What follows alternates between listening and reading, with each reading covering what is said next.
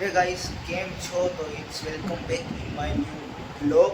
આપણે આવી ગયા નવા બ્લોગમાં. તો આજે શું છે કે આજે આપણે ગણપતિમાં 108 દીવાની મહાઆરતી કહેવાય આપણે તે છે. તે જઈએ હવે ફટાફટ. તમને ડાયરેક્ટ ત્યાં પહોંચીને બ્લોગ કન્ટિન્યુ રાખું. તમે કૃપા કરીને આખો બ્લોગ જોજો અને ખાસ કરી આરતીનો પાર્ટ તો જોજો જ. મજા ના આવે તો વિડીયો છોડીને ચાલા જજો અને સબસ્ક્રાઈબ કરી દો. ચાલો જઈએ આરતીમાં, તો તમે જોઈ કરો.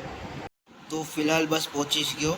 અત્યારે આવવાના બાકી છે આપણા જે આરતી કર્યામાં છે તે. અને મેં તો મારી જગ્યા પકડી લીધી વિડીયો શૂટ કરવા માટે. આયરો આખું 108 દિવસ જે લાગવાના અને આયરા આપણા ગણપતિ બાપ્પા તે બસ તૈયારી થઈ જ ગઈ. ઘી બી રાખાઈ ગયું અને હળગાવી દીધું. બસ તૈયારી જ. હવે આપણે ફૂલમાળા બી ચડાવી લઈશું અને તમે એન્જોય કરો. મેં ડિસ્ટર્બ નહીં કરું હવે તમને. મારી ભક્તજનોને નમ્ર વિનંતી છે કે આજે 108 દીવડાની આરતી થશે, તો દરેકે પોતપોતાની રીતે પાછળ રહેવું, દૂર રહેવું અને પોતાનું ધ્યાન રાખવું એવું નમ્ર વિનંતી છે. કારણ કે 108 દીવડાની આરતી થાય છે એટલે આપણે પોતપોતાની રીતે પોતાનું ધ્યાન રાખવાનું છે. હરિઓમ.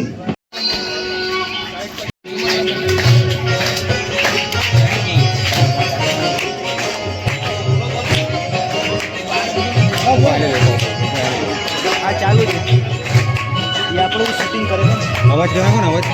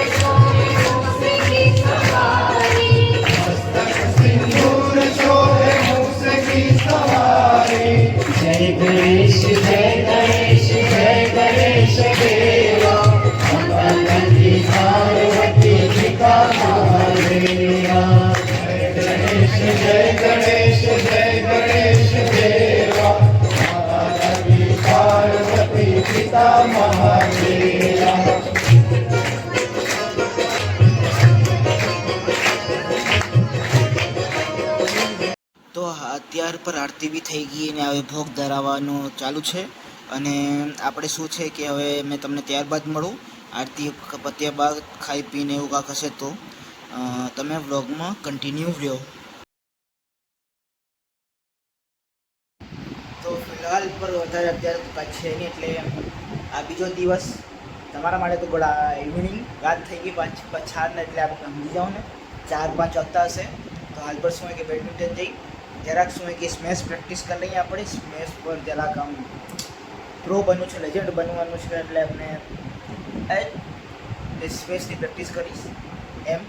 ચાલો જઈએ અને તમે બ્લોગ એન્જોય કરો. લાઈક શેર સબસ્ક્રાઈબ જરૂર કરજો. મજા આવી હોય તો તમને આરતીમાં ને તો ફટાફટ પહોંચું અને તમને સીધી ગેમ બતાવું. મેં તમારી જરાક તો ઇમ્પ્રુવમેન્ટ થયો એમ કહેવા જઈએ તો આપણે.